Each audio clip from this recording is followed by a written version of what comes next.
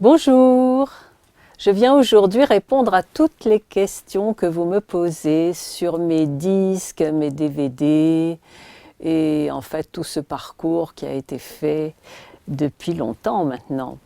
Donc je vous l'ai dit certainement au cours de certains lives que toute petite à 4 ans, je crois j'avais déjà de la musique dans la tête, qu'à 8 ans j'avais commencé à écrire un premier texte, un premier petit minuscule poème.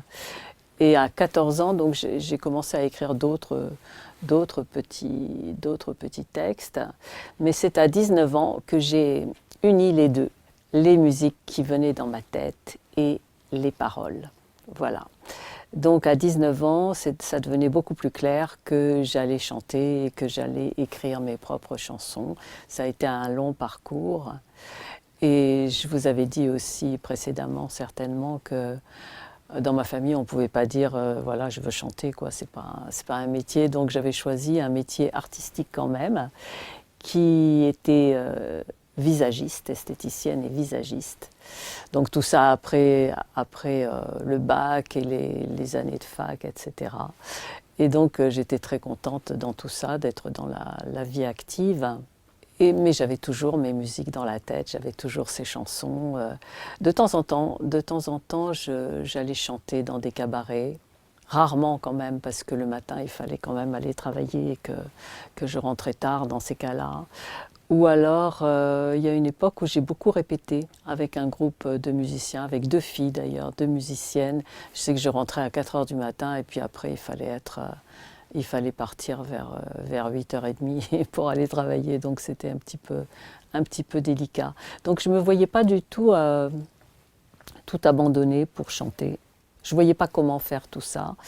Et peut-être que vous l'avez entendu dans d'autres vidéos, mais j'ai demandé un jour à la vie un signe. J'ai dit voilà, si toutes ces chansons, il faut les enregistrer, en faire des disques et que je commence à chanter pour de bon, il me faudrait un signe de la vie.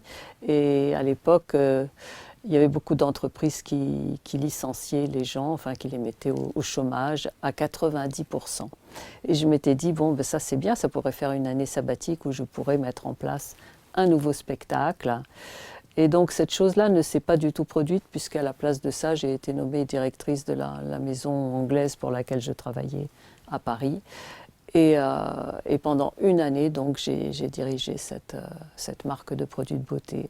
Et il se trouve que cette maison était en grande difficulté déjà et qu'elle a fermé ses portes. Et donc au bout d'un an, j'avais enfin cette année sabbatique devant moi avec ce qu'il fallait pour engager des musiciens, etc. Et j'ai commencé à travailler avec un groupe qui s'appelait Les Anges, enfin que j'avais appelé Les Anges. C'était des très jeunes musiciens, ils avaient 19 ans. Ils sortaient du conservatoire de musique, donc il y avait Isabelle, Adrien, Jim, les 3 premiers. Ensuite il y a eu un violoncelliste qui s'est greffé à ce groupe. Il y avait la sœur d'Isabelle qui faisait les chœurs et on était un petit groupe très sympa. Et c'est comme ça que j'ai rodé mon tout premier spectacle qui s'appelait Miroir. Mais je ne voyais pas encore comment concrétiser tout ça, quoi, parce que les maquettes, ça on peut en faire, mais sortir un disque dans le commerce et tout ça, c'était une autre histoire. Et donc de fil en aiguille, c'est arrivé un beau jour où le premier 45 tours est sorti, c'était de l'autre côté du miroir. Et de l'autre côté du miroir, a commencé à passer en télé, en radio, etc. Et l'année suivante, j'étais chez Carrère, chez Claude Carrère, qui le distribuait. Et l'année suivante, c'était Aurore. Et donc Aurore, c'est celui qui a été le plus connu parce qu'il y a eu beaucoup d'émissions de télévision sur TF1 où j'apparaissais avec 4 bras. Et donc ça, je l'ai raconté beaucoup, même au cours de mes spectacles, parce que j'étais une découverte de TF1. Et le producteur de l'émission, de cette émission-là, qui équivalait au Star Academy ou The Voice de l'époque, avait demandé que la mise en scène soit changée. Et à l'époque, moi, je dansais avec un danseur, chorégraphe d'ailleurs, qui m'accompagnait sur les plateaux. Et j'avais une toute petite poupée dans les bras habillés comme moi. Et voilà, il y avait tout un jeu de scène comme ça. Et le producteur de l'émission m'a dit, je prends votre chanson si vous nous refaites complètement la chorégraphie. Il ne faut pas qu'on voit votre danseur, et ce qui est bien dans votre chanson, c'est ce minuscule passage où vous étiez tous les deux, on voyait vos 4 bras. Donc ça, je vous ai raconté comment ça s'était fait, c'était vraiment un concours de circonstances lors des répétitions, et cette histoire des 4 bras durait 2 secondes à peine. Et là, André Blanc, qui était le producteur de l'émission, a demandé à ce que ce soit dans toute la chanson, qu'on change de costume, que ma robe cache complètement le danseur qui était derrière moi, et qu'on refasse tout ça. Et on nous a donné donc 1 mois ou 1 mois et demi pour répéter, et puis on a pu le faire. Et là, on est passé donc sur TF1 plusieurs fois parce qu'on revenait dès qu'on gagnait. Et donc ça, c'était super parce qu'on faisait beaucoup d'émissions de télévision comme ça. Voilà, ça a été Aurore le premier succès qui était numéro 1 dans les discothèques, et on allait un petit peu partout comme ça. Et ensuite, l'année d'après, le disque Miroir est sorti, a pu être enregistré. Et là, ça a été un grand changement pour moi parce que moi, j'étais toujours avec mon groupe de musiciens qui se composait d'une guitare, de percussions, d'un violoncelle et d'une flûte et d'une choriste. Donc voilà, mais ça n'avait rien à voir avec ce qui allait être fait après, parce que c'était l'époque où on prenait des grands orchestres, et donc là, il y a eu tout un orchestre classique sur mes chansons. C'était un très grand choc d'entendre ça quand je suis arrivée c'était dans les studios d'Eka, et quand je suis arrivée et que j'ai entendu une de mes musiques accompagnée par ce grand orchestre, je me rappelle que j'ai pleuré. Et les preneurs de son avaient prévu le coup, ils avaient mis un gros rouleau de sopalin, je crois, pour que, voilà, ils se sont dit, voilà, elle va pleurer en entendant ça, c'était tellement grandiose. Donc, c'était pas spécialement pour la chanson Aurore, mais pour toutes les autres. Donc, il y avait des grandes chansons déjà de l'autre côté du miroir, qui étaient avec un grand orchestre et des chœurs, et La Ville Haute, Marche-Danse, c'était des chansons que j'aimais beaucoup. Voilà. Et en fait, quand j'avais quitté mon travail, enfin quand ça avait pu s'arrêter, je me rappelle que j'avais pris 15 jours de grandes vacances où je m'étais plongée dans mes cahiers de chansons pour voir par quelle chanson j'allais commencer si je faisais un disque, un album. Et j'avais préparé donc de quoi faire 2 albums à la suite. Donc il y a eu le premier album Miroir, qui est sorti chez Decca, et le second Au Soleil. Il s'appelait Au Soleil.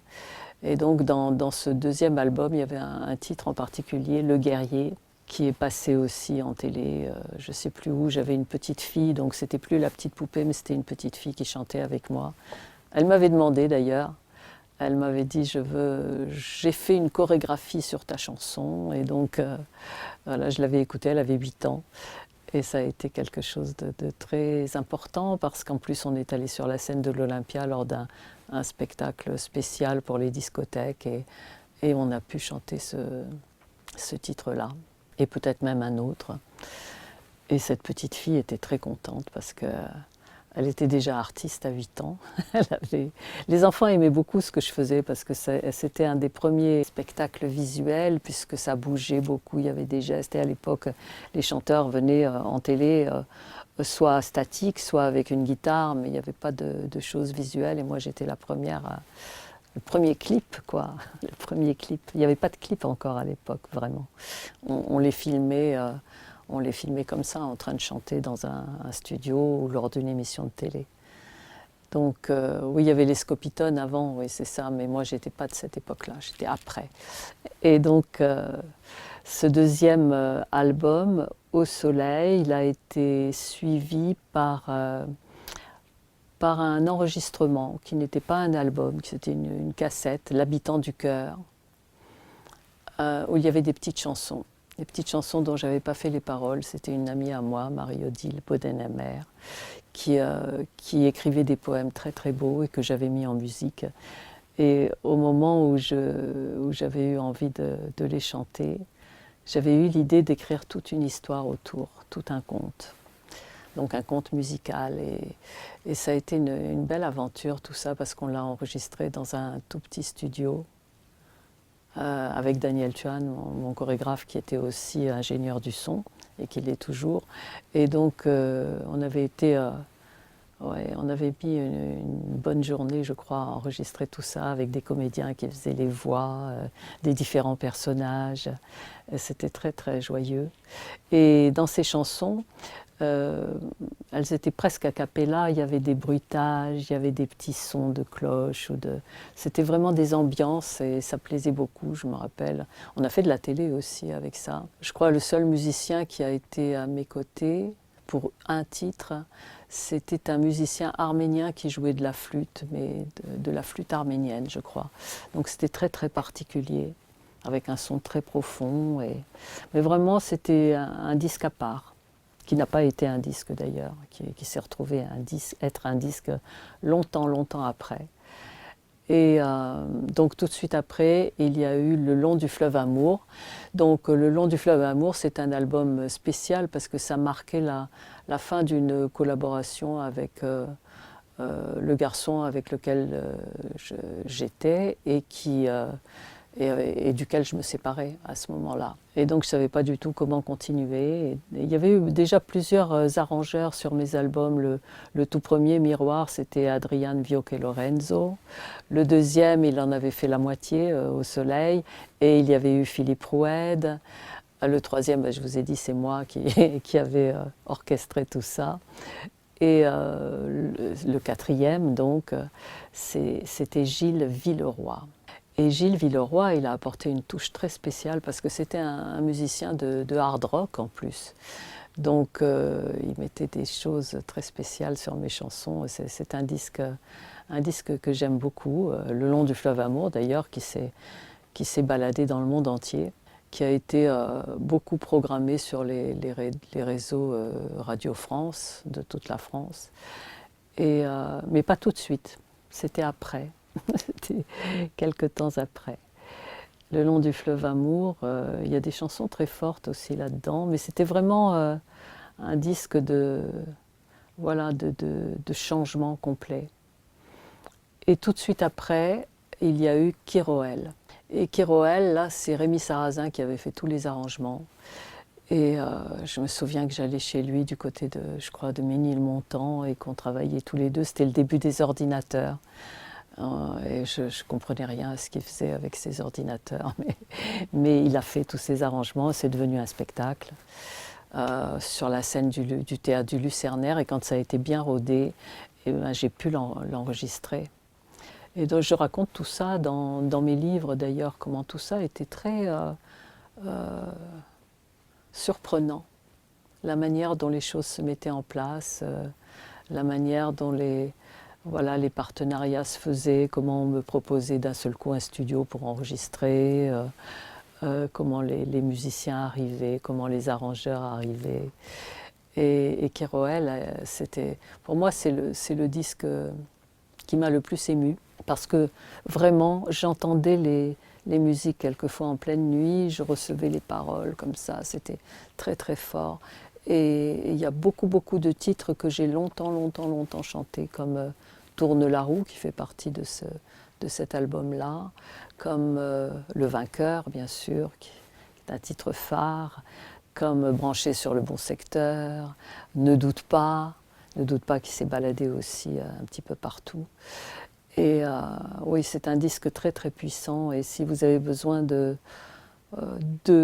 force, écoutez ce disque-là, parce qu'il va vous faire autant de bien qu'il m'en a fait à moi. C'est un disque miraculeux en fait, c'est le temps des miracles qui est arrivé avec ça.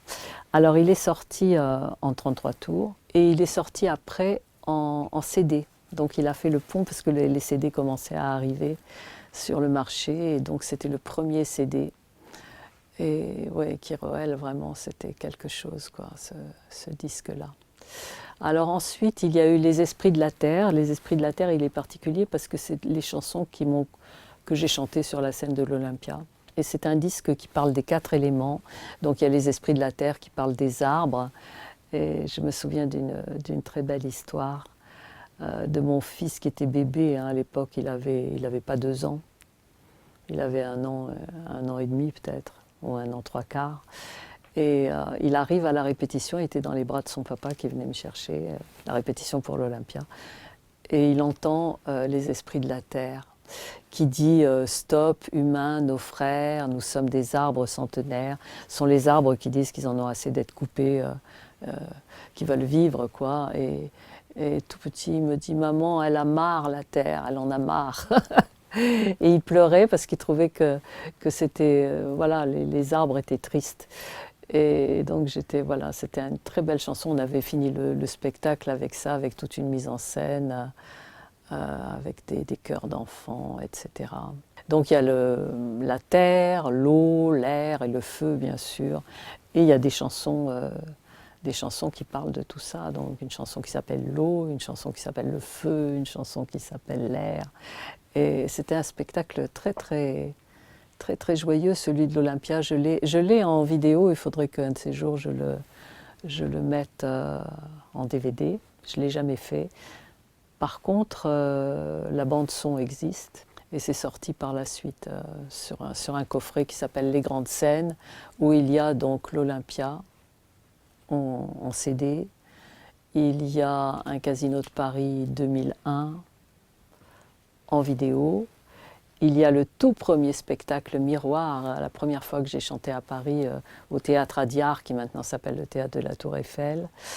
Et il y a le Trianon, un spectacle au Trianon, mais de longtemps après, de 2004. Donc ce coffret-là, il est vraiment très fort parce que les chansons en direct sur scène, c'est quelque chose de... Enfin moi, c'est vraiment ce que je préfère parce que c'est pas du tout la même chose qu'en studio, quoi.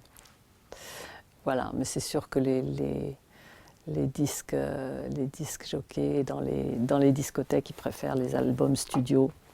Et c'est vrai qu'à présent, c'est surtout Aurore, Ne doute pas, Le long du fleuve amour, L'amour pour bouclier, qui sont des titres qui passent dans les discothèques maintenant, alors que ce sont des très anciens albums, des très anciens titres, et qui maintenant reviennent au goût du jour. Donc on en était où? On en était à Chiroël, donc qui avait fait ce passage-là, et Les Esprits de la Terre avec l'Olympia. Après Les Esprits de la Terre, il y a eu un disque qui s'appelle Lune, et c'est un disque très spécial aussi. Je me rappelle que Paco Rabanne avait prêté un costume pour la couverture déjà. Et moi, je ne savais pas du tout à l'époque comment j'allais pouvoir continuer à chanter. D'abord parce que j'avais eu des problèmes de voix très graves, où je ne pouvais plus chanter longtemps. Je pouvais chanter une chanson, mais pas plus, parce que j'avais eu un problème sur les bronches et ça avait duré un bout de temps, ça avait duré plusieurs années.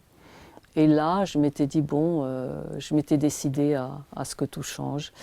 Et le chef d'orchestre, enfin le chef du groupe Midi Sun avec qui j'avais fait l'Olympia, m'avait appelé en me disant, ben voilà, j'ai un studio maintenant chez moi, tu peux venir enregistrer. Et j'avais choisi des titres et on avait concocté tout ça. Donc c'était, lui savait dans quel état j'étais, mais ce disque est allé au Casino de Paris. Lune a été un spectacle au Casino de Paris. Et évidemment, on a fait un enregistrement en live et là, les chansons prenaient une dimension extraordinaire. C'était vraiment super. Et donc, dans ce disque, il y a des chansons très fortes comme La Réponse, en particulier. Oui. Il y en a plein que j'adore là-dedans. Je ne les ai pas toutes en tête, mais je sais qu'il y avait des chansons vraiment très puissantes. Et que voilà, ça aussi, c'est un disque qui apporte énormément quand vous l'écoutez vibratoirement, c'est quelque chose de puissant. Surtout l'enregistrement en live, qui doit s'appeler Live 98 au Casino de Paris, et où je suis avec les musiciens autour de moi. Donc, oui, je me rappelle que même, il y avait eu des critiques excellentes sur le live particulièrement. Ensuite, il y a eu un autre disque qui s'appelle L'Intense. Là, c'était vraiment très cool de le faire parce que je l'ai enregistré dans le studio de Philippe Gibert qui travaille avec moi maintenant depuis 25 ans, je crois. Et on l'a fait très calmement, très tranquillement. C'est un très joli disque, L'Intense, et il est allé aussi au Casino de Paris. Ça a été un grand spectacle. C'est le spectacle où j'ai raconté tout mon parcours et toute ma découverte du pouvoir créateur des mots que nous prononçons, de la parole. Donc. Et c'est avec ce disque-là, il y a une chanson qui s'appelle La marche des mots, justement. Je me suis dit qu'un de ces jours, je ferais une compilation avec toutes les chansons qui parlent de la puissance de la parole dans mes albums. Donc il y a en particulier celle-ci. Il y a des chansons très, très spéciales dans cet album-là, mais je ne les ai pas toutes en tête, là, à part La marche des mots, qui était très joyeuse d'ailleurs. Des mots MOTS, bien sûr. Alors après cet album L'Intense, je pense que le coffret, on s'est occupé de sortir d'autres choses comme les contes de la licorne. Les contes de la licorne, en fait, c'était les résurgences de ce qui s'était passé avec l'habitant du cœur. Donc j'avais écrit d'autres contes, je ne sais plus quand, hein, au fil des années. Et j'ai fait un spectacle de contes musicaux pour enfants, pour les écoles, hein, parce que les contes sont au programme des écoles. Et alors ils venaient en masse voir ce spectacle qui a eu lieu au théâtre de Jazé, au théâtre, je ne sais plus lequel, enfin qui s'est baladé beaucoup. En tout cas des Jazé, je me rappelle très bien. Et les contes de la licorne, il y avait des comédiens, donc moi je chantais les chansons intercalaires. J'avais fait la mise en scène et puis c'est sorti finalement en disque, en cassette et ça doit exister aussi en DVD. Il doit y avoir des traces de ces spectacles-là. Et j'avais enchaîné l'année d'après, on est en 96 là, avec Dans la forêt qui était la suite de ces contes pour enfants. Avec des chansons pour enfants hein, que m'avait fait Jacqueline Thibault. Enfin, elle avait fait les musiques, j'avais mis des paroles sur ses musiques, je crois. Il y avait des chansons à moi et des musiques à elle, peut-être. Ou c'était des musiques à moi, elle avait fait les arrangements, je ne sais plus. Il faudrait que je vérifie sur les listes parce qu'il y en a tellement. Donc voilà, donc les CD ont dû sortir à ce moment-là. Et quel est le disque qui est venu après? Je pense que c'est le disque Monde. Le disque Monde que j'ai fait à nouveau avec Philippe Gibert, et ça devait être en 2003. 2003-2004, il est sorti, et puis il y a eu les séries de spectacles au Théâtre du Trianon. Et avec ce disque qui a été en plus adapté pour la scène, avec le groupe Midi Sun, donc ça c'était une très grande expérience parce que d'un seul coup, tout était en direct. Jusque-là, il y avait des parties enregistrées parce qu'il n'y avait pas suffisamment de musiciens ou alors ils avaient des parties de basse, par exemple, qui étaient enregistrées parce que le guitariste ne pouvait pas être à la basse en même temps ou de clavier. Et là, tout était en direct et c'était vraiment extraordinaire, quoi. Je me souviens comment la musique pénétrait partout et c'était vraiment très vibratoirement extatique, on va dire. Après celui-là, après le disque Monde, je pense que c'est là qu'ont commencé les DVD, peut-être un peu avant. Certainement, oui, c'est là que le premier DVD est sorti. Live 2005. On l'avait enregistré dans un théâtre. Et voilà, parce que jusque-là, je n'avais pas fait de DVD, mais donc il y a eu un premier live, et après il y en a eu beaucoup d'autres. Mais on a été très occupés avec ça. Il y a eu les premiers concerts pour l'ONU, après en 2006, un deuxième DVD avec le film de ce grand spectacle. Et ensuite, 2005, 2006, 2007, un grand Casino de Paris avec tout l'orchestre. Enfin avec tout l'orchestre, avec tout le groupe Midi Sun et les chorales, etc. Plusieurs séances et il y a eu aussi un live enregistré. Et donc avec tous les titres phares et beaucoup d'autres que j'avais écrits, en particulier sur les femmes, sur la vie des femmes, des épouses et des mères. C'était ça, le disque Monde était dédié aux femmes, aux épouses et aux mères, et là ça continuait. Et il y avait vraiment beaucoup de femmes qui pleuraient lors de ces lors de ces spectacles, parce que ça parle de la vie de toutes les femmes, de tout ce que nous traversons, en tant qu'épouse, en tant que mère, en tant que femme. Et donc ça parlait au cœur de tout le monde. Et il y avait toujours les titres que le public demandait tout le temps, c'est-à-dire Le vainqueur, Branché sur le bon secteur, Aurore, De l'autre côté du miroir, Ne doute pas, etc. Et tous ces nouveaux titres en même temps. Donc 2007, eh bien, c'est sorti en DVD, c'est sorti en CD, en double album live et aussi en CD. Et 2007, 2008, 2009. Il y a eu encore un autre DVD qui est sorti en 2009 pour le Casino de Paris 2009. Et le Casino de Paris 2009, c'était à nouveau, je racontais toutes ces histoires, mais avec d'autres chansons en illustration. Et toutes ces histoires sur la découverte de la puissance de la parole. Et c'est sorti bien sûr en double DVD avec tous les clips que j'avais enregistrés jusque-là. Et ce que je ne vous ai pas dit, c'est que j'avais enregistré aussi pour l'Habitant du cœur, le conte pour enfants, un premier court-métrage qui faisait 17 minutes avec Christian Souffron qui avait supervisé tout ça et fait le montage. C'était ma première réalisation en fait. Pour ce conte musical avec des comédiens qui jouaient les différents rôles du prince, des fées, etc. Et donc c'était un début de choses filmées, plus que des clips, puisque là c'était toute une histoire. Et donc c'est ce qui va avoir lieu après, en 2010, à la suite de ce grand spectacle au Casino de Paris qui s'appelait La Goulette. De l'autre côté du miroir, La Goulette, Casino de Paris. Et où il y avait aussi tous les clips depuis le début jusqu'à cette année-là. Et donc en 2010, il y a eu le premier film docu-fiction, Ces phrases qui ont changé ma vie, que j'ai pu réaliser. Et comme c'est un docu-fiction, il y avait des comédiens qui jouaient différents rôles, mais il y avait surtout des extraits de spectacles qui illustraient les choses que je racontais. Et c'est un film qui a passionné les gens, parce que je me rappelle que quand on le passait dans les cinémas, les gens prenaient des notes, parce qu'ils recevaient énormément de tuyaux, d'outils, de manières d'agir pour résoudre les choses. Et voilà, c'était un grand changement, ça, en 2010, de pouvoir réaliser ce film et qu'il passe en télé, qu'il soit multidiffusé et qu'il aille dans les cinémas. Et l'année d'après, en 2011, donc, j'ai tourné L'amour avec des mots, issu d'une pièce de théâtre que j'avais écrite très longtemps avant.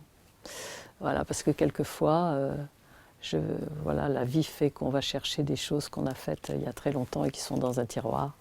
Et donc c'est devenu un très beau film que j'adore, ça s'appelle Un film émotion, mais musical en même temps. Donc il y a un disque qui est sorti, qui s'appelle aussi L'amour avec des mots, et dont Philippe Gibert a fait certains arrangements, mais mes musiciens s'y sont mis à plusieurs pour en faire d'autres. Et puis il y a des chansons d'un petit peu tout le monde dans ce disque. Et je sais qu'un jour, il y avait un journaliste de je ne sais plus quelle radio, il m'a dit « mais la bande musicale, elle est extraordinaire ».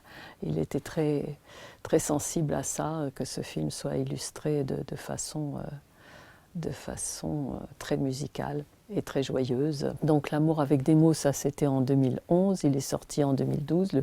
Le film, il a été aussi multidiffusé, il est sorti dans certains cinémas, plusieurs. Je crois qu'il y avait le cinéma de Jean-Pierre Mocky, qui s'appelait Action École, qui doit s'appeler autrement. Après, il s'est appelé le Desperado. Mais je ne sais plus, il a encore un autre nom maintenant. Le cinéma L'Archipel, le cinéma de l'Entrepôt, le cinéma du Lucernaire. Voilà, ce sont des cinémas d'art et d'essai. Et ces films sont passés là-bas. Ouais, ça, c'était une grande expérience.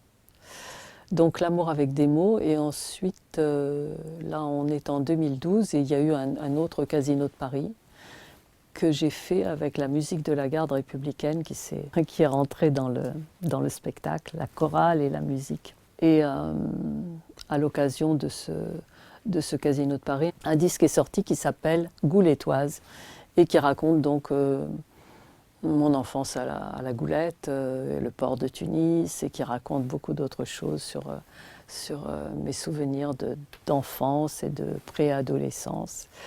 Et c'est Gilles Relisieux qui avait fait les arrangements et souvent les musiques de cet album. C'est vrai qu'entre-temps, il y avait eu le disque Que soit la paix, avec la garde républicaine, justement, avec la musique de la garde républicaine. Que soit la paix, il y avait 2 titres dessus, c'est un single, Ne touchez pas aux enfants et Que soit la paix. Voilà, et c'est comme ça que la garde républicaine s'était retrouvée à nos côtés lors de ce spectacle. Donc c'était tous les concerts aussi dans le cadre de la Semaine mondiale pour le désarmement parrainée par l'ONU qui se continuaient comme ça et où on avait beaucoup d'intervenants, quelquefois sur scène et quelquefois sur écran, qui donnaient leur témoignage de paix, donc des personnalités de toutes sortes, du monde de la chanson, du cinéma, du sport, toutes sortes de personnages très connus qui sont venus à nos côtés pour ces grands spectacles. Et donc 2012, bien sûr, ça a été filmé aussi, et ça existe aussi en DVD, mais c'est sorti un peu après.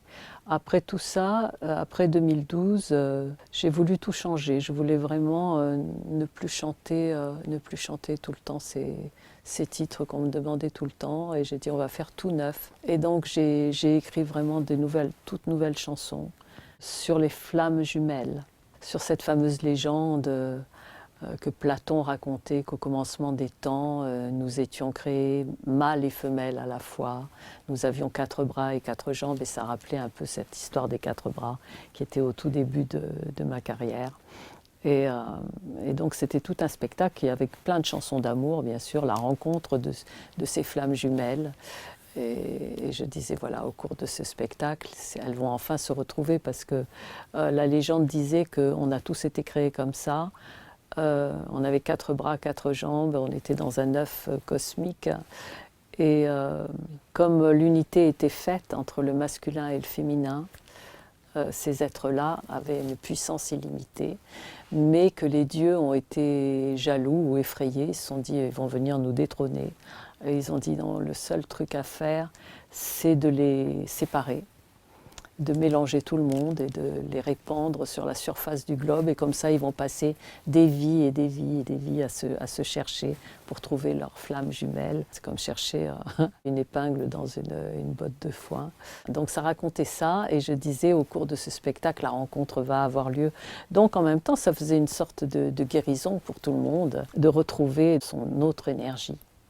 Et comme je travaille depuis un bout de temps sur les questions de la paix, de la réconciliation, et que tout Bonheur TV a été fait autour de ça, puisque Bonheur TV est dédié à l'éducation à la paix. L'union de ces 2 énergies, c'est essentiel, bien sûr, pour qu'un monde de paix puisse se faire, et ça ne peut être qu'individuel. Hein. À l'intérieur de chacun de nous, c'est quand cette union est faite à l'intérieur de chacun que ça peut rejaillir à l'extérieur. Donc ça parlait de tout ça, et ça a duré longtemps, ce spectacle, parce que je l'ai commencé en 2013, il s'appelait Le Jasmin de ma mère. Et il y avait aussi des adaptations de chansons tunisiennes qui ont été traduites et que j'ai pu adapter. Un spectacle à couleur orientale, principalement. Et tous mes musiciens s'y sont mis pour faire les arrangements, etc. C'était vraiment tout le groupe Midi Sun au complet. Donc 2013, on a fait beaucoup de séances au Théâtre de l'Archipel à Paris, 2014, 2015, 2016 et 2017. Donc ce spectacle a abouti aux Folies Bergères. Ça s'appelait, et ça s'appelle toujours Hélène et les Nations. Et c'est un disque et un DVD dans lequel il y a le spectacle précédent. Je n'ai pas sorti encore la version finale. Je l'ai, mais je ne l'ai pas encore mise en DVD. Mais en 2018 est sortie une compilation pour l'amour. Alors c'est trois producteurs américains, un producteur anglais, un producteur français, pratiquement tous en même temps, dans le même mois. Ils ont tous envoyé des mails pour sortir une compilation de mes 4 premiers albums. Donc je disais, mais avec tous les albums que j'ai faits, pourquoi voulez-vous les 4 premiers? C'était ça qui leur plaisait. Et alors ils voulaient tous la même chose, ils voulaient Le long du fleuve amour, Ne doute pas, Aurore, De l'autre côté du miroir, etc. Et comme ils étaient tous d'accord sur les titres, et que moi j'avais dit OK au producteur anglais, parce que c'était le premier, et ben les autres n'ont pas pu faire la compilation, mais la compilation est sortie, s'appelle Pour l'amour, elle est très belle, et voilà, elle est allée dans les discothèques, et elle est allée un peu partout dans le monde, si bien que c'était en 2018, et dans l'été 2018, en même temps, j'ai enregistré de nouvelles chansons.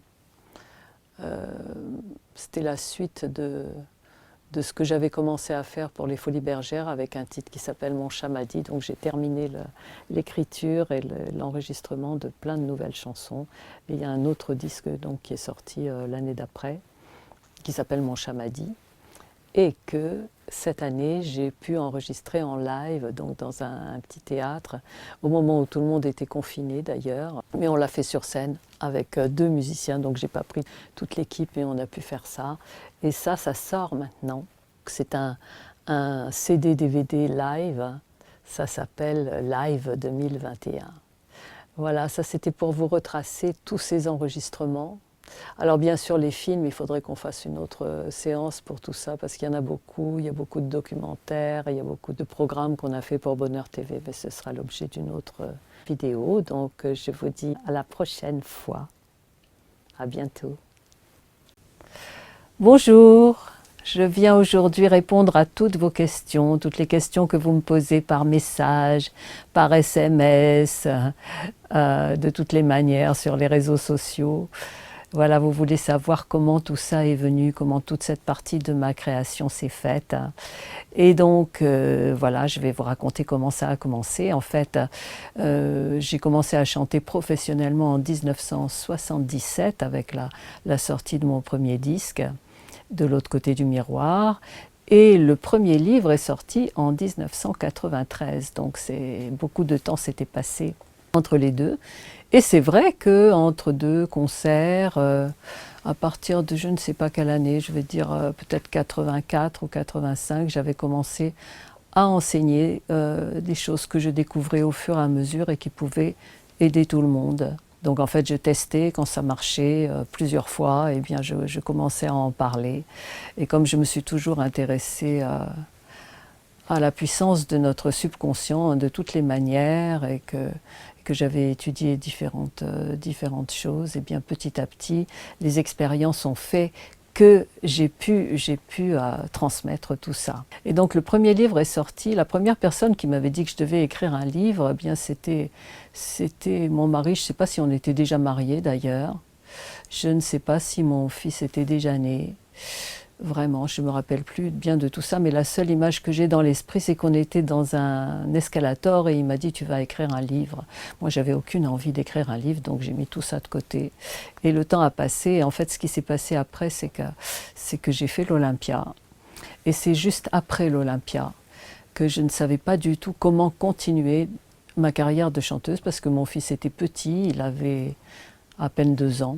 Et je ne me voyais pas du tout sur les routes avec lui. Et comme mon mari travaillait à Paris, je trouvais ça assez compliqué de partir en tournée. Et je ne savais vraiment pas ce que j'allais faire.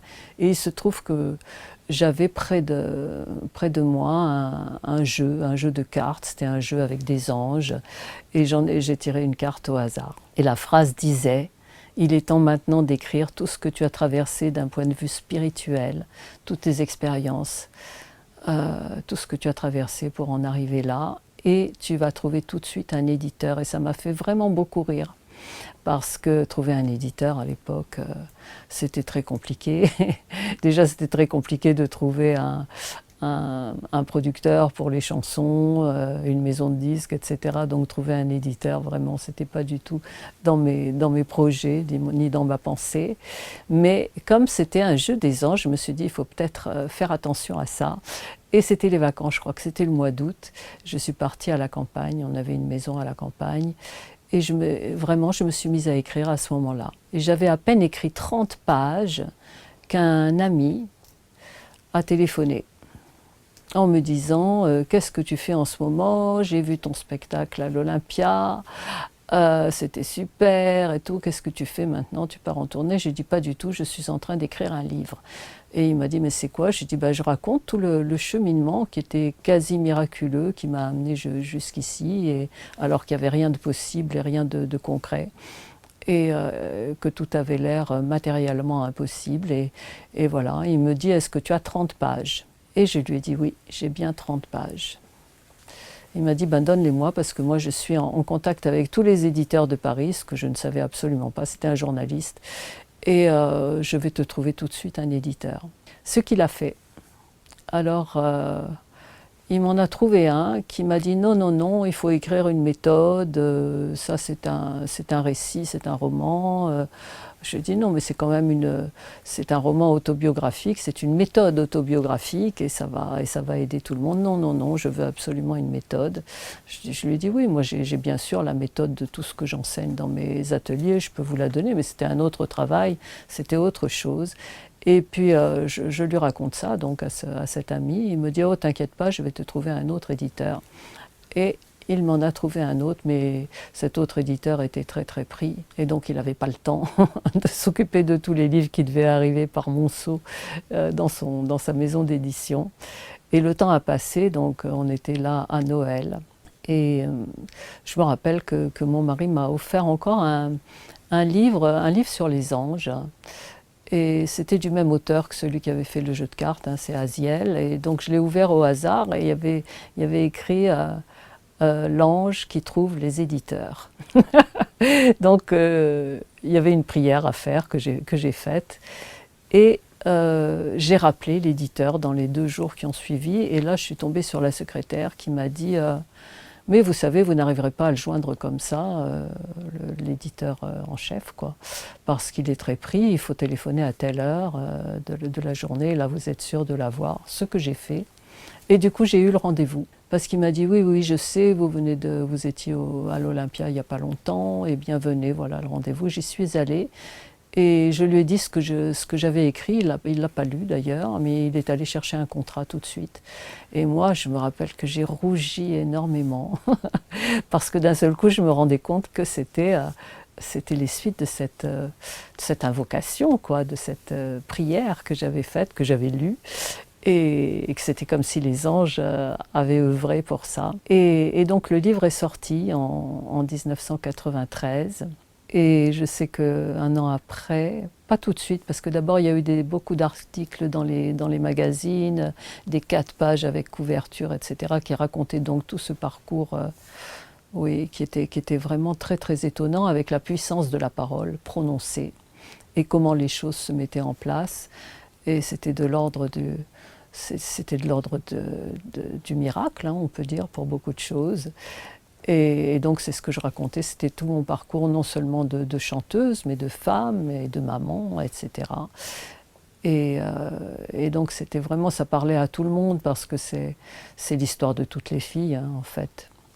C'est notre histoire à tous. Et d'ailleurs, tout le courrier que j'ai reçu à l'époque, c'était toujours des personnes qui me disaient « Ah, mais c'est merveilleux parce qu'on retrouve tous les éléments de choses que l'on a vécues nous-mêmes et ça nous aide énormément parce que ça nous donne les tuyaux, en fait, hein, les manières de faire pour traverser tout ça. » Et donc, la première émission télé que j'ai faite, c'était sur France 3 et ça parlait des anges. Voilà, donc c'était très bienvenu. Mais vous pouvez la voir sur Bonheur TV, j'ai dû la mettre, j'ai dû retrouver au moins des extraits de cette grande émission qui parlait des anges gardiens et qui était sur la 3. Voilà, donc ça a été le tout premier livre qui s'appelle Paroles magiques.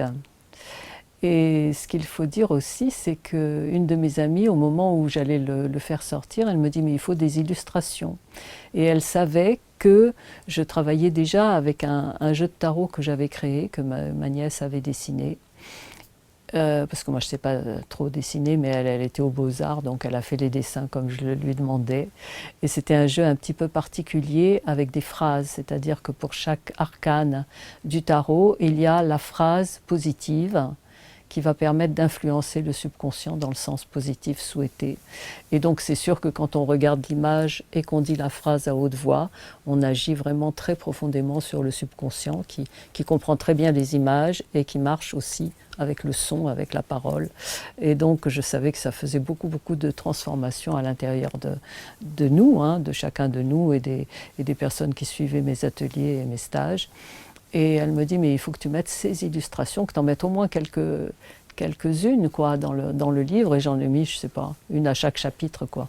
Je sais pas combien de chapitres il y avait à l'intérieur, mais il y avait une carte de ce tarot. Alors l'éditeur l'avait mis en noir et blanc.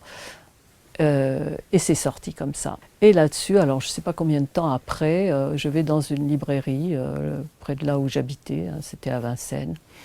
Et la personne qui tenait cette librairie me dit « Ah oui, j'ai vu votre livre, c'est formidable et tout. Et vous avez un éditeur pour le jeu de tarot ?» Je dis « Non, pas du tout, je n'ai même pas cherché parce que pour l'instant, on le donne en photocopie, en polycopie et les gens mettent leurs propres couleurs dedans. » Et elle me dit « Mais moi, je vais vous en présenter un. » Et voilà, et le jeu est sorti. Il est sorti de différentes manières. Il est sorti d'abord donc en 1994, je crois, début 94. Et il est ressorti longtemps après, en 2010, sous forme de coffret avec un livre à l'intérieur. Et il s'appelle maintenant « Comment faire son paradis sur Terre ». Au début, c'était le Tarot Kibaro. C'était un monsieur avec qui j'avais rendez-vous, je ne sais plus pourquoi, hein, qui était venu dans mon bureau et qui a vu ce que j'étais en train de préparer. Il m'avait dit « Ça va s'appeler le Tarot Kibaro » et on l'a appelé comme ça. Le Tarot Kibaro de la parole transformatrice. Et maintenant, c'est « Comment faire son paradis sur Terre » sous forme de coffret avec le livre.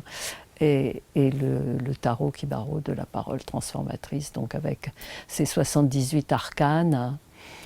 Et donc dans ce petit livre, il y a vraiment tout, quoi. C'est pour que chacun puisse s'en servir très facilement, avec les témoignages aussi de toutes les personnes qui s'en sont déjà servies. Et c'est pas fini, ça continue. Et aussi avec des assemblages de cartes pour résoudre ceci ou cela, parce que ça, c'est ce qui m'a beaucoup été demandé pour un magazine qui s'appelait Vision du futur et qui sortait chaque mois une rubrique, soit quand c'était la rentrée des classes pour aider les enfants, quand c'était la Saint-Valentin, c'était pour rencontrer l'homme ou la femme de sa vie.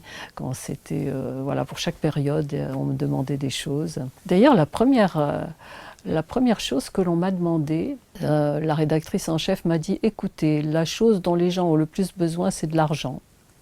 Donc, essayez de nous faire un assemblage pour que l'argent arrive facilement. » Je lui ai dit, écoutez, je vais tester avec mes élèves et si ça fonctionne bien, je vous le donnerai. Et en fait, voilà, il s'est passé là quelque chose de remarquable. Je faisais à l'époque des conférences hebdomadaires dans une librairie et bien sûr, on testait toujours le jeu, comment ça se passait chez chacun, comment les choses se mettaient en place au fur et à mesure que l'on regardait les images et qu'on disait les petites phrases à haute voix, une fois ou plusieurs fois par jour, pendant une période donnée, donc de 3 semaines ou d'1 mois, ou alors beaucoup de fois, toute la journée. Donc chacun faisait sa cuisine un petit peu comme il voulait. Et là, je leur ai dit, écoutez, pour ce magazine, il faut vraiment faire un test. Alors, qui est volontaire? Et il y a une fille, elle s'appelait Jeanne, je me rappelle. Elle m'a dit « moi ». Et je lui ai dit « pourquoi toi ?» Elle m'a dit « parce que, comme on se revoit la semaine prochaine, je pourrais vous donner le résultat ». Ça, c'était très important qu'on teste et qu'on ait des résultats concrets tout de suite après. Et je lui ai dit « qu'est-ce qui se passe ?» Elle m'a dit donc qu'elle était en découvert grave. À l'époque, c'était encore les francs, hein, elle avait 20 000 francs, je crois, de découvert, et donc il fallait absolument qu'elle couvre. Elle était convoquée chez son banquier la semaine d'après, et elle m'a dit « je vous raconterai comment ça s'est passé ». Et donc je lui ai donné l'assemblage de cartes, hein, qui est dans ce jeu, et qui fonctionne depuis, parce que beaucoup de lettres sont arrivées de toutes parts après ça. Et donc elle a raconté elle a dit les phrases, elle a regardé les images, elle a dit chaque phrase à haute voix. Elle l'a fait tous les jours et au bout du 3e ou 4e jour, elle a reçu dans sa boîte aux lettres une lettre avec un chèque à détacher de 20 000 francs. Donc c'était exactement la somme qu'il lui fallait, mais elle n'y a pas cru. Elle a attendu, je me rappelle, que son fils rentre de la fac et elle lui a dit qu'est-ce que c'est ça, et il lui a dit mais maman c'est un chèque à ton nom. Et en fait c'était une entreprise pour laquelle elle avait travaillé 3 ans plus tôt et qui finissait par payer les personnes qui avaient été licenciées. Il y avait un règlement qui se passait à ce moment-là. Et elle avait complètement oublié l'histoire. Et voilà, donc elle est allée triomphante chez son banquier. Là-dessus, tout le monde a essayé, bien sûr. Il y a eu beaucoup de résultats dans le groupe qui venait à ces conférences. Hein. Mais surtout par rapport au magazine, parce que là, les gens ont écrit de toutes parts. Les gens ont écrit vraiment de tous les pays francophones, avec des résultats magnifiques. Et c'était surtout des femmes. Donc c'était surtout des femmes qui étaient toutes seules avec leurs 3 enfants, qui ne savaient pas comment gérer tout ça, comment subvenir à tous ces besoins. Et toujours, il y avait des choses miraculeuses. Il y en a une, je me rappelle, elle m'a écrit, j'ai toujours les lettres de ces personnes-là. Une m'a écrit qu'elle a eu dans sa boîte aux lettres, dans la semaine qui a suivi, 2 remboursements, elle avait prêté de l'argent à des amis, et puis elle avait oublié, bien sûr. Et les 2 l'ont remboursé en même temps, donc elle a trouvé ça dans sa boîte aux lettres. Une autre, c'est son banquier qui s'est porté garant, elle était femme de ménage. Et c'était toujours des sommes assez importantes, hein. C'était des 15 000, 20 000 francs à l'époque. Et je ne sais pas à quoi ça correspond maintenant, mais c'était quand même important pour ces personnes-là. Et donc l'autre, c'est son banquier qui s'est porté garant et qui lui a fait un crédit. Et l'a sorti de ce mauvais pas. Donc c'était des histoires comme ça. Ensuite, donc, on a fait comment sortir du chômage. Enfin, ils m'ont demandé beaucoup de sujets. Ça a duré 2 ans, je crois, la rubrique. Plus que ça. Mais vous retrouvez tous ces assemblages qui ont été testés donc, par des centaines et des centaines de personnes à travers les pays francophones, le reste je ne sais pas, mais peut-être aussi. Et donc voilà, ça a été l'histoire de ce jeu de tarot qui continue donc à passionner tout le monde et dont on se sert régulièrement.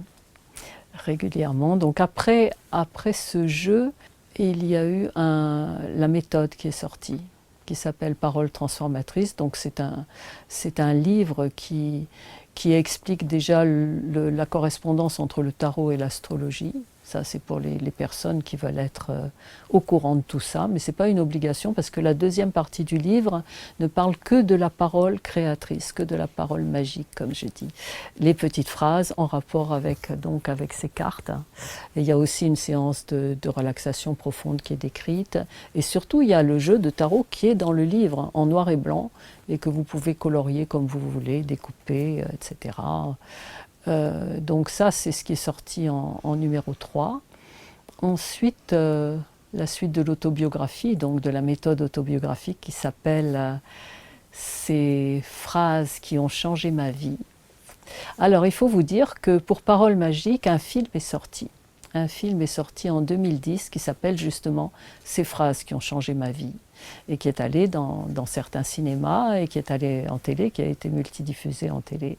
Et ces phrases qui ont changé ma vie, ça reprend donc tous les éléments du livre Paroles magiques avec des comédiens qui jouent tout ça et beaucoup d'extraits de spectacles qui racontent des choses similaires parce que bien sûr un beau jour j'ai eu le courage en 2001 de tout raconter sur scène, de raconter tout ce parcours fabuleux et merveilleux. Et c'était au Casino de Paris, je me rappelle. Et il m'avait fallu beaucoup de courage pour réunir en fait toutes mes chansons avec tout ça.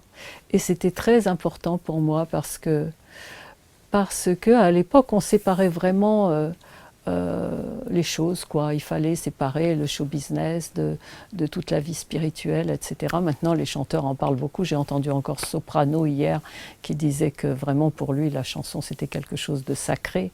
Et c'était sa connexion avec le sacré qui lui avait permis d'avoir la force de faire tout ce qu'il a fait.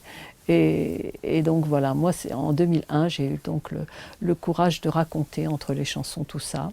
Et c'était une expérience magique parce que les gens ne voulaient pas partir. Il a fallu refaire 3 fois le final parce qu'on n'avait pas prévu de bis. Et je me rappelle qu'on a chanté un titre à moi que j'adore, qui s'appelle Le Vainqueur.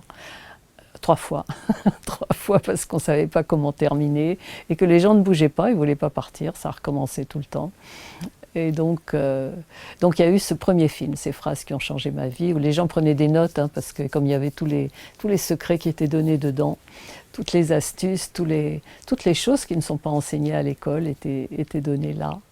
Et donc après, il y a eu le livre qui s'appelle aussi Ces phrases qui ont changé ma vie, mais qui lui est la suite de tout ça, c'est-à-dire tout le parcours à partir du moment où la vie a fait que je recevais tout ce que j'avais demandé, mais tout ce qu'il a fallu traverser après. Et c'est donc tout ce que traverse une femme, aussi bien dans sa vie privée, dans sa vie amoureuse, que dans sa vie de maman, que dans sa vie de professionnelle, et toutes les difficultés qui vont avec, et surtout comment faire l'alliance entre la vie d'artiste et la vie privée. Ça, c'était un gros dilemme, parce que quand les enfants sont petits, c'est pas évident tout ça.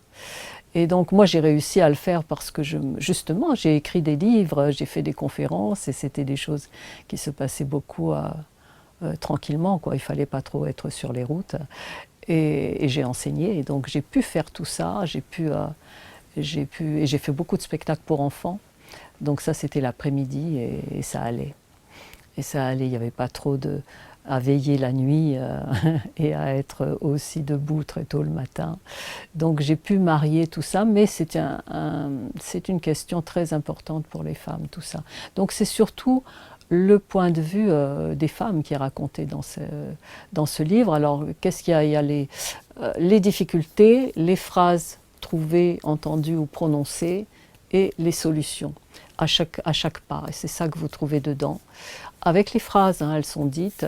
Et à la fin du livre, donc, il y a une sorte de petit jeu avec des phrases justement qui vous rapportent à d'autres éléments du livre, de ce livre-là, ou de paroles magiques, et qui vous donnent donc encore des secrets, des tuyaux, hein, vraiment des clés qui vont vous aider à dépasser ce qui est difficile à résoudre.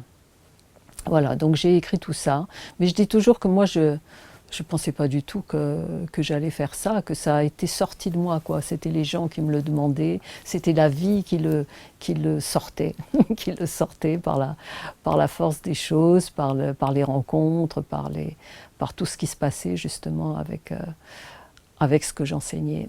Et il n'y a pas très longtemps, donc ça devait être en 2014, j'ai sorti un autre livre qui s'appelle « Ces paroles qui nous sauvent ». Alors là, il n'est pas du tout question de tarot, mais simplement des phrases, parce que vous pouvez obtenir énormément de résultats uniquement avec la puissance de la parole prononcée. Et donc là, c'est un livre d'exercice, hein, où tout vous est donné pour résoudre les questions du plan matériel, donc c'est-à-dire de la santé et de l'argent. Les questions du plan psychique, c'est-à-dire tout ce qui est angoisse, peur, limitation psychique, justement.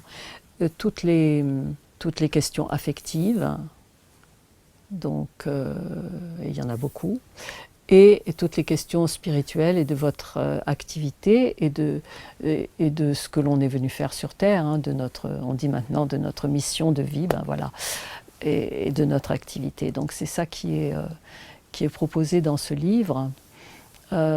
Jacques Salomé, il en a fait la préface. Alors je dis de mémoire, il dit que c'est un petit manuel de vie pour communiquer avec soi-même et pour générer vraiment, pour se donner naissance à soi-même à travers tous les éléments de notre vie, justement. Et que mais c'est du travail, c'est sûr qu'il faut répondre aux questions qui sont proposées, il faut trouver les phrases, etc. Mais il y a tout le cheminement qui est montré, et il y a les différents éléments du pardon aussi, les différents niveaux, avec des techniques, hein, vraiment des choses à faire qui sont proposées. Et à la fin de ce livre, comme à la fin de chacun de mes livres, il y a aussi des phrases. Là, vous avez 365 oracles qui peuvent vous aider pour avoir les réponses pour ceci ou pour cela. Et c'est vraiment pour communiquer avec son subconscient.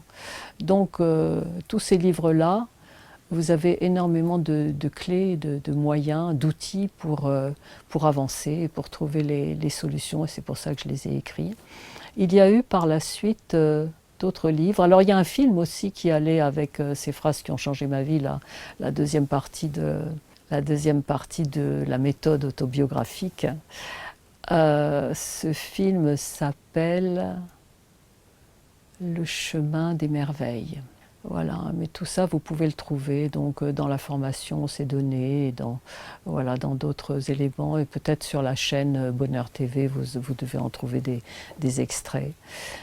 Et donc il y a eu 2 autres livres, des livres d'entretien, parce que des interviews, j'en ai fait beaucoup. Surtout, ce qui m'intéressait, c'était par rapport aux enseignants ou aux personnages très connus, aux VIP. Hein. Qu'est-ce qui, d'un seul coup, a fait qu'ils se mettent à transmettre ce qu'ils ont découvert? Quel a été le déclencheur? Et donc, j'en ai interviewé beaucoup. J'ai d'abord fait un livre où il y a une majorité d'hommes. Donc, il y avait Alejandro Jodorowsky, Paco Rabanne, Jacques Salomé et beaucoup d'autres. Et dans le deuxième, qui s'appelle aussi Paroles d'initiés du présent, mais c'est le tome 2, il y a beaucoup de femmes, parmi lesquelles Rika Zaraï, Lise Bourbeau, Maud Séjournant et beaucoup d'autres. Et c'est très intéressant de voir, de lire l'expérience de chacune de ces personnes, qui est vraiment très différent de l'un à l'autre ou de l'une à l'autre. C'est vraiment extrêmement différent. Et de voir quel a été le déclencheur, la clé, l'outil qu'ils ont trouvé, la chose qui a transformé leur vie et qui a donné la force de transmettre. Parce qu'on n'a pas envie forcément de transmettre tout ça. Je veux dire, c'est du travail, c'est de l'assiduité, etc. Et puis il faut répondre aux demandes des personnes qui sont là. Donc voilà, c'est tout ça. Et ce sont d'ailleurs, toutes ces personnes-là sont venues en 98 sur la scène du Casino de Paris avec moi à mes côtés, pour se taire, alors que ce sont des personnes qui parlent tout le temps et qui sont en conférence bien souvent ou en interview. Elles sont venues toutes faire une minute de silence pour la paix. Et c'est comme ça que tout ce que je fais autour de la paix a commencé lors de ce spectacle très émouvant qui s'était passé au Casino de Paris. Donc il y a eu d'autres livres après. Je vais continuer sur les livres parce que comme ça, vous allez vous y retrouver et puis ensuite on parlera du reste. Il y a eu beaucoup d'autres livres qui sont des romans, des pièces de théâtre, aussi un recueil avec toutes mes chansons. Et donc le premier livre qui est sorti, je crois que c'est Confiture. Alors Confiture raconte mon enfance et mon adolescence, mais je l'ai appelé Confiture parce que chaque petite tranche de vie peut se lire indépendamment des autres. Elle a une couleur particulière, il y a un secret particulier, il y a une découverte particulière, et c'est un livre que j'aime beaucoup. Donc qui raconte de ce dont je me souviens, peut-être de l'âge de 1 an 3 quarts, jusqu'à 19 ans, je crois. Voilà, donc, et c'est très différent parce qu'il y a toute l'enfance qui est en Tunisie, au bord de la mer, principalement, là où je suis née, à La Goulette, qui est le port de Tunis, et à Tunis aussi pendant l'année scolaire. Et toute l'autre partie, c'est très différent parce que ça se passe à Strasbourg et c'est pas du tout la même ambiance, c'est pas du tout la même chose. Et puis il y a les premières histoires d'amour, etc. Donc vous allez beaucoup apprécier, je crois, ces confitures, qui d'ailleurs, c'était sur une idée d'une amie à moi, elle m'a dit « mais tu devrais mettre confiture de grenade, confiture d'orange pour chaque chapitre » et donc c'est comme ça que vous allez vous y retrouver dans ce livre Confiture. Ensuite, il y a L'amour avec des mots, qui est une pièce de théâtre. Ça, c'est la première pièce, c'est la première longue chose que j'ai écrite, parce que moi j'écrivais des chansons. J'ai commencé à écrire très tôt, hein. J'ai d'abord reçu beaucoup de musique, ça c'était très tôt, peut-être à l'âge de 4 ans, j'avais de la musique dans la tête, mais je ne connais pas la musique, donc j'entendais les mélodies et je me les répétais, et ça me plaisait beaucoup parce que c'était comme si voilà, il y avait des petites chansons qui se créaient déjà, mais c'était des mélodies sans paroles. Mais à 8 ans, j'ai écrit mon premier poème. C'était l'automne d'ailleurs. Et je me souviens que je l'ai lu à mon papa. Et que mon papa, qui était un homme merveilleux, a eu cette phrase sublime. Il m'a dit « Tu es un très grand poète, ma fille, et ça ira très loin. » Donc ça m'avait fait extrêmement plaisir, mais j'avais 8 ans.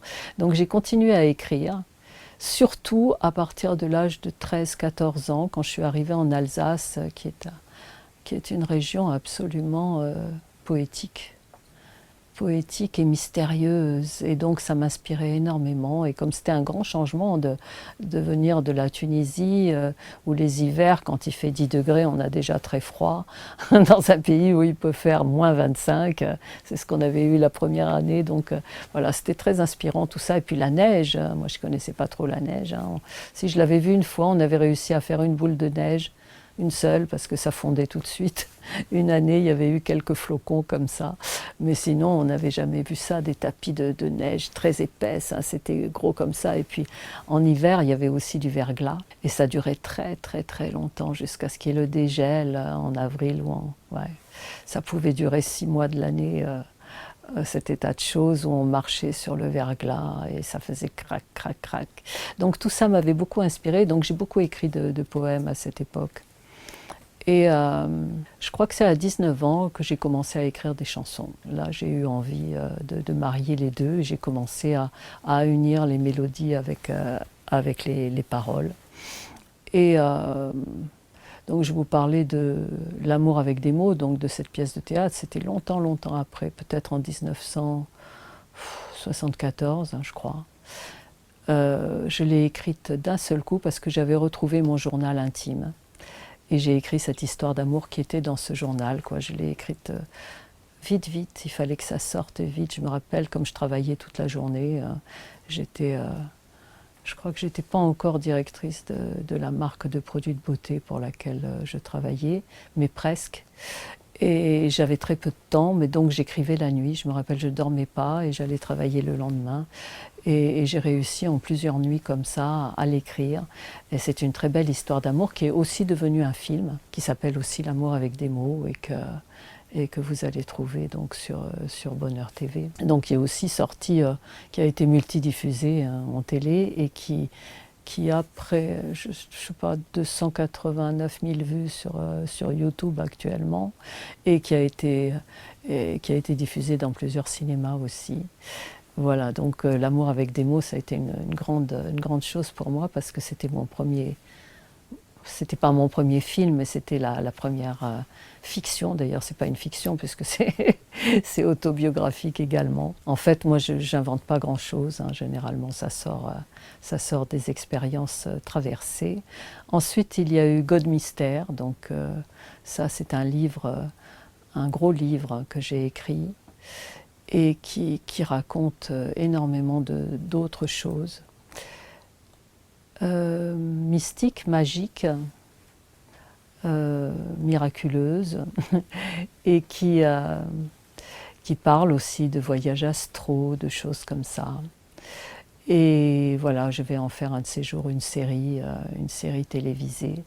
Donc God Mystère, c'est un livre très mystérieux, comme son nom l'indique. Et c'est un peu un thriller psychologique. Et donc voilà, c'est le roman que vous allez trouver. Mais il y a beaucoup, beaucoup aussi d'outils et de choses qui vont vous intéresser et vous être peut-être utiles. En fait, ça raconte comment garder le cap quand on a un projet à réaliser. Comment ne pas résister aux tentations, à toutes sortes de tentations qui sont mises sur le chemin pour détourner, pour dévier du chemin. Et voilà, c'est toute cette histoire-là. Et comment résister à tout ça, quoi qu'il en soit. Je crois que ça va vous passionner, celui-là. Ensuite, donc, il y a les contes de la licorne. Alors, les contes de la licorne, c'est un petit livre illustré que j'ai fait pour les enfants, mais qui existe aussi en CD, en DVD, parce que c'est un spectacle que j'ai joué avec une équipe de comédiens, où je chantais, moi j'avais fait la mise en scène et je chantais entre les contes, justement, qui sont des petits contes, des petites histoires, avec des fées, des sorcières, des princes charmants. C'est très rigolo parce que les princes charmants, c'est un peu le contraire de tout ce qu'on a entendu quand on était petit, c'est-à-dire le prince charmant qui vient libérer la Belle au bois dormant ou Blanche-Neige. Et là, c'est plutôt la fille qui fait ce boulot-là et qui réveille le prince charmant. Et donc ça plaisait beaucoup aux enfants. Je me rappelle, on avait fait toute une série de spectacles au théâtre des Jazés, au théâtre, je ne sais plus, il y en a eu plusieurs. Mais en tout cas, ça existe en CD et en DVD.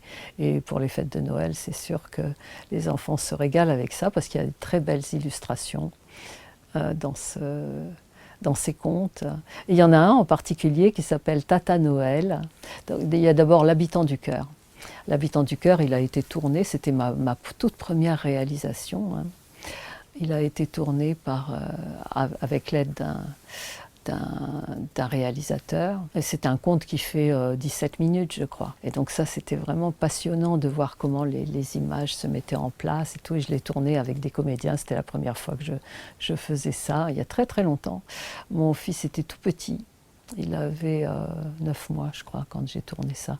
J'ai pu prendre 2 jours, un jour ou 2 jours pour aller tourner ça. C'était vraiment une expérience magnifique, absolument magnifique. Donc c'est un petit conte musical.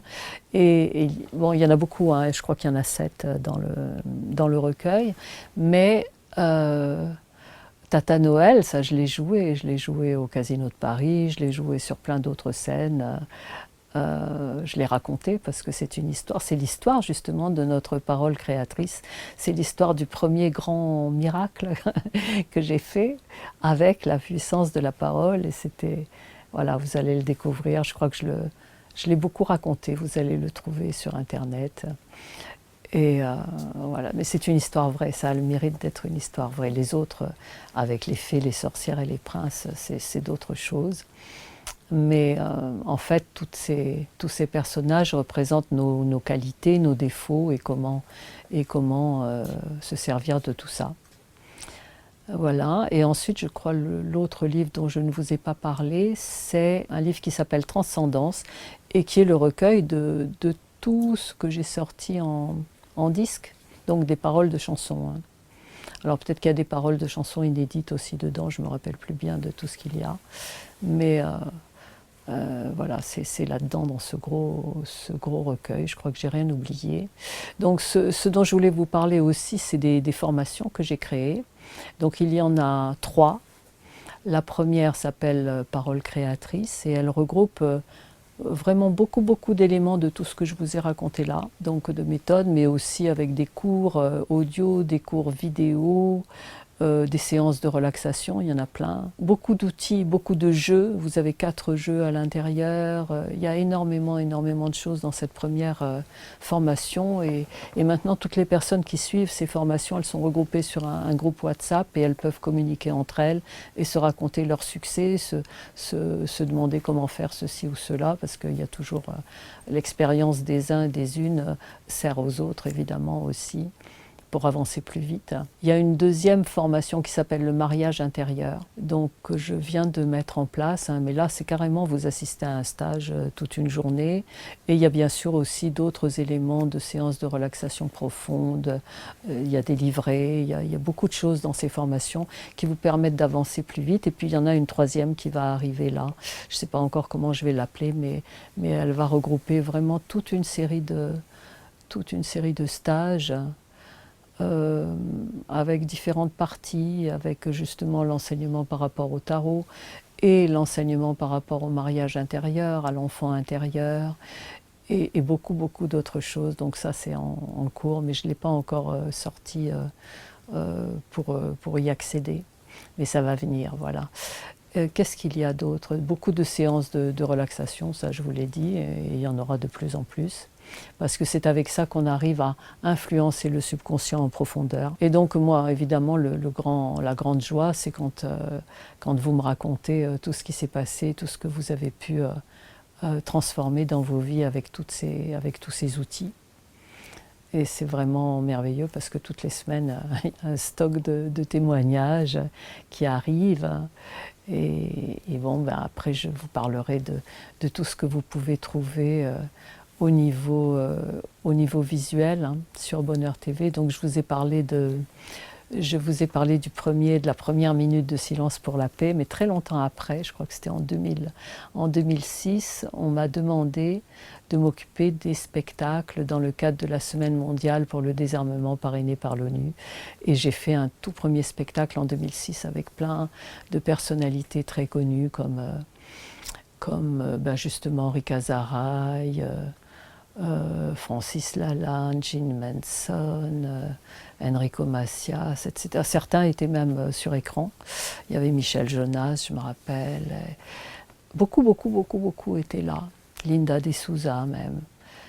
Et d'autres qui étaient moins connus, mais que j'ai gardés.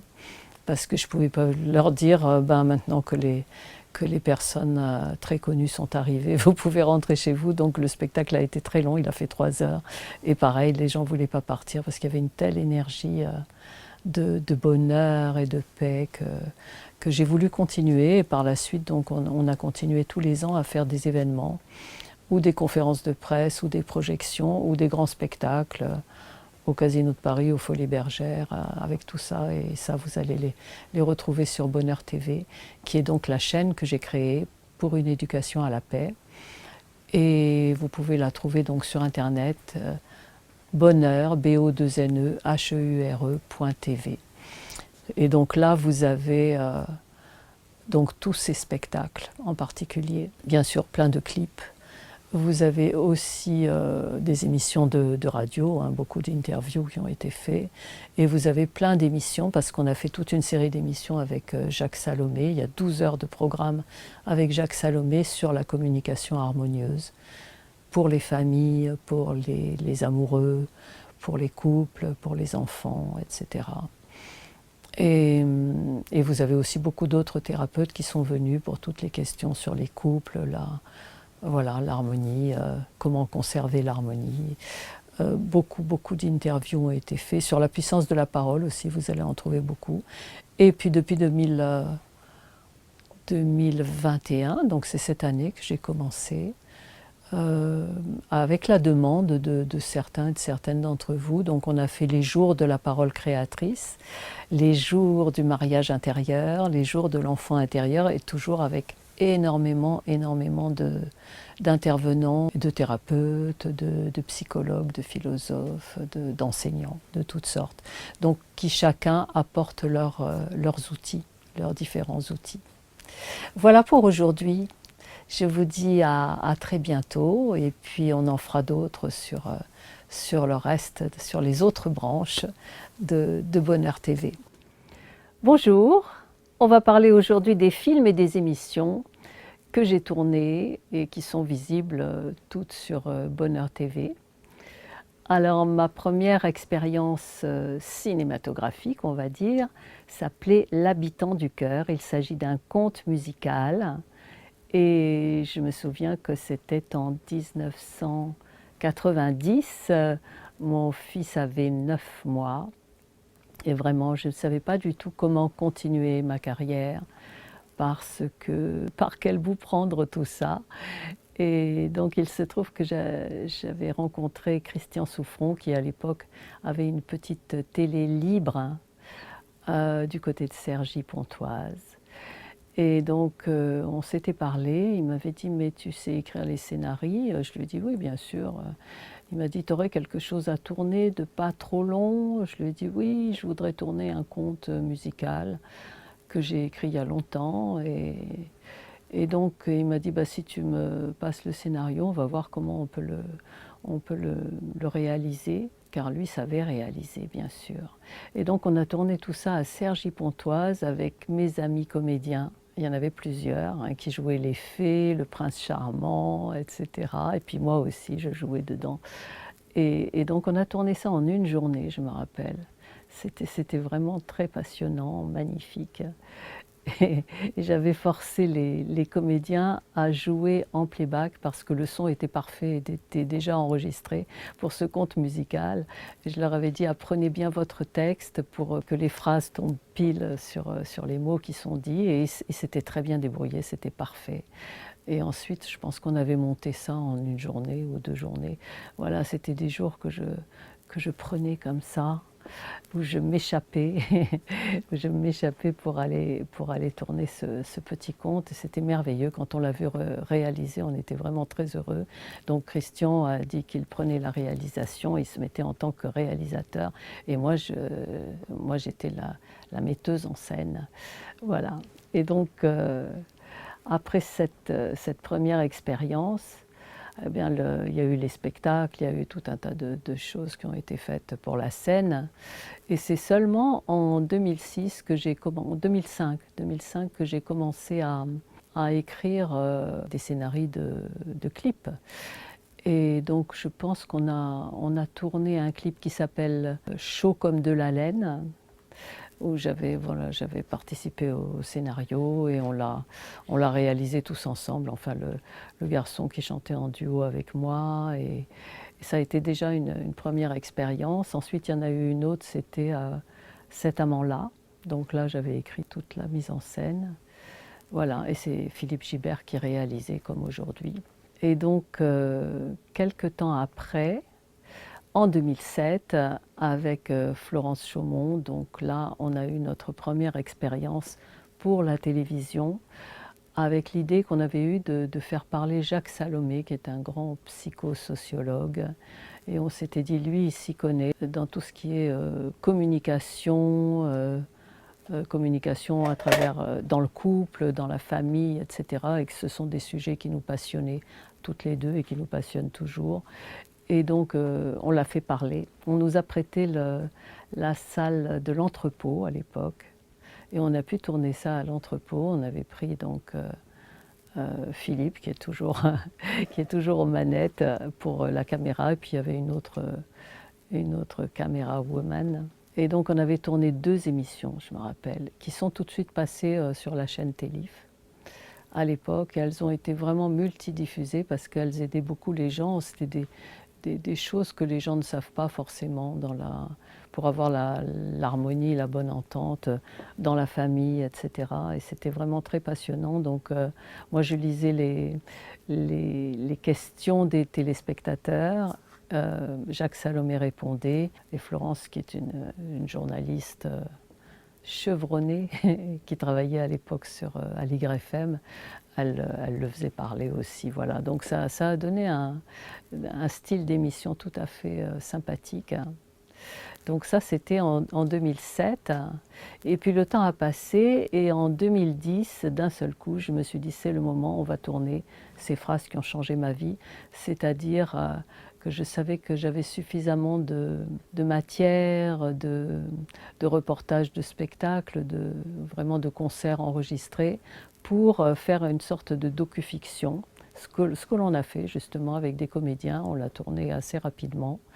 Et donc ça s'est passé en 3 jours, je crois. En 3 jours, on a pu tourner les scènes nécessaires. Et comme il y avait beaucoup d'éléments qui étaient déjà tournés, que j'avais déjà en boîte, on a pu faire ce film qui fait 2 heures et qui était mon tout premier film, un docu-fiction, donc avec Christine Chaplin qui joue 5 rôles dedans et qui est méconnaissable d'un rôle à l'autre.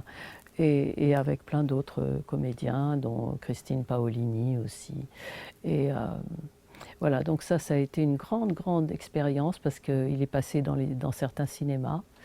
Il est passé je ne sais plus exactement où, d'ailleurs, à l'Archipel, à l'Entrepôt, dans le cinéma de Jean-Pierre Mocky aussi. Beaucoup, ils ont été, et surtout multidiffusés sur la chaîne Télif. Et donc ça, c'était en 2010. 2011, on a enchaîné avec un autre film que j'adore. C'est mon préféré parmi les films qu'on a réalisés. Ça s'appelle L'amour avec des mots.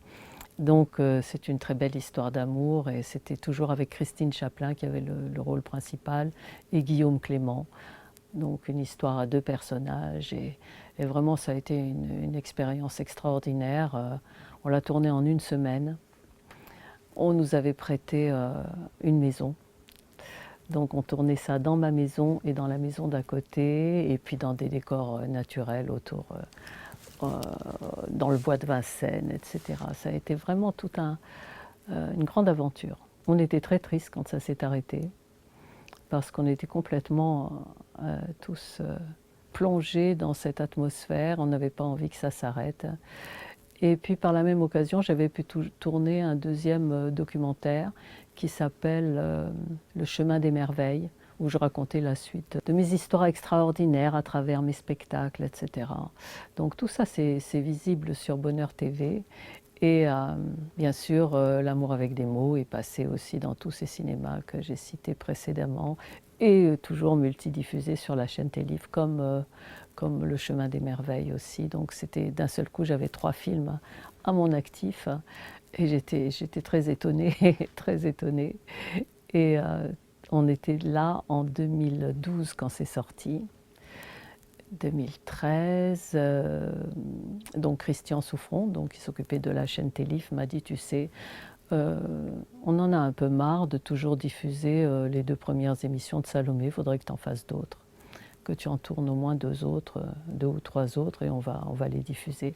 Et donc j'ai appelé Jacques Salomé, et on a recommencé. Donc on a tourné à nouveau à l'entrepôt, et on a tourné 2 autres émissions.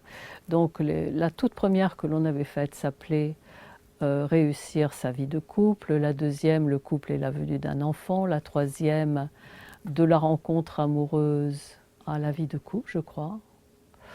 Et l'autre, je ne sais plus, voilà, j'ai plus les titres, mais enfin ça parle vraiment du parcours amoureux, du parcours de vie en commun, etc.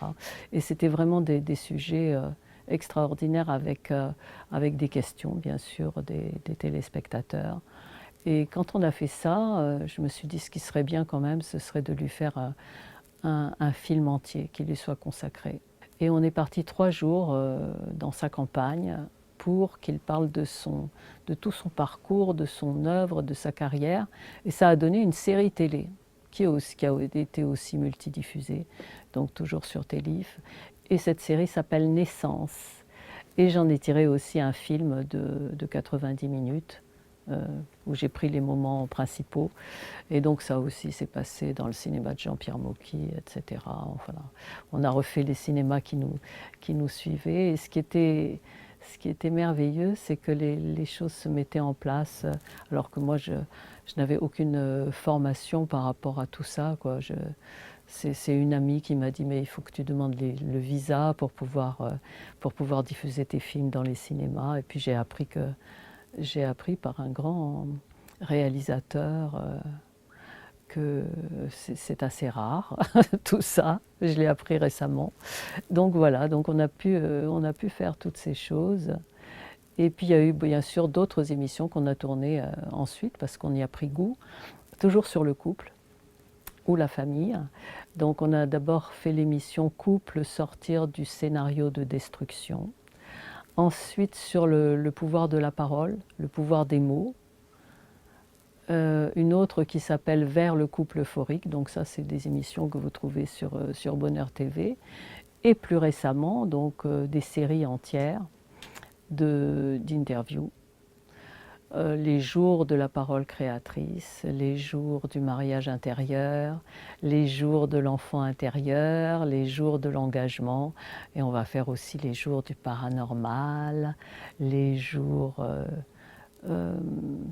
consacrés aux femmes. Je ne sais pas trop comment ça va s'appeler encore, mais c'est vraiment par rapport aux expériences des femmes, ce qu'elles vivent, ce qu'elles traversent dans leur vie de couple, et voilà. Et avec les psys qui vont répondre, qui vont donner des conseils, etc.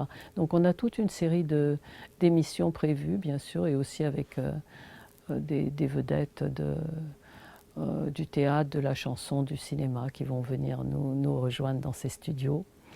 Voilà, donc ça a été un très grand parcours, on va dire, cinématographique quand même, et télévisuel, et on continue. Et on va continuer de plus belle, et il y a un grand projet qui est en cours, bien sûr, de série télé. Je crois que je vous en ai parlé dans les précédents dans les précédents lives, mais on en reparlera.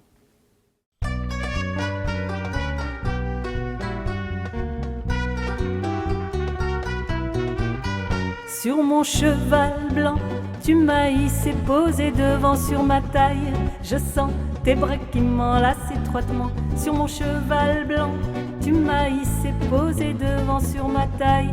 Je sens tes bras qui m'enlacent étroitement. Entre le ciel et la mer, mon amour, nous chevauchons de concert. Mon amour, nous allons de par le monde enchanté, apporter la paix. Sur mon cheval blanc, tu m'as hissé, posé devant sur ma taille. Je sens tes bras qui m'enlacent étroitement. Sur le sable au long des plages, c'est ça beau scande le voyage. Sur le sable au long des plages, c'est ça beau scande le voyage. Tu lis en moi à livre ouvert, car pour toi tout est si clair. Sur le sable au long des plages, c'est ça beau scande le voyage. Je lis en toi à livre ouvert, car pour moi tout est si clair. C'est comme si depuis des années-lumière, tu me connaissais toi mon frère. C'est comme si depuis des années-lumière, je te connaissais toi mon frère.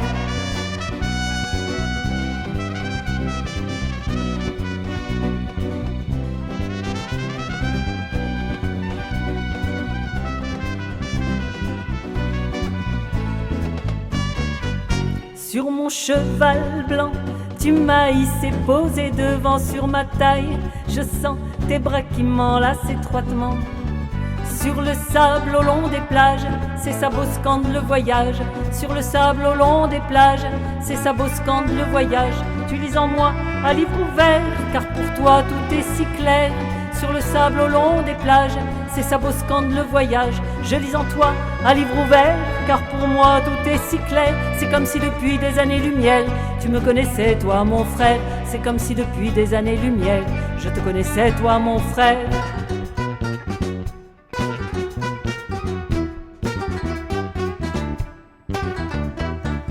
Sur mon cheval blanc, tu m'as hissé, posé devant sur ma taille. Je sens tes bras qui m'enlacent étroitement. Entre le ciel et la mer, mon amour, nous chevauchons de concert. Mon amour, nous allons de par le monde enchanté, apporter la paix.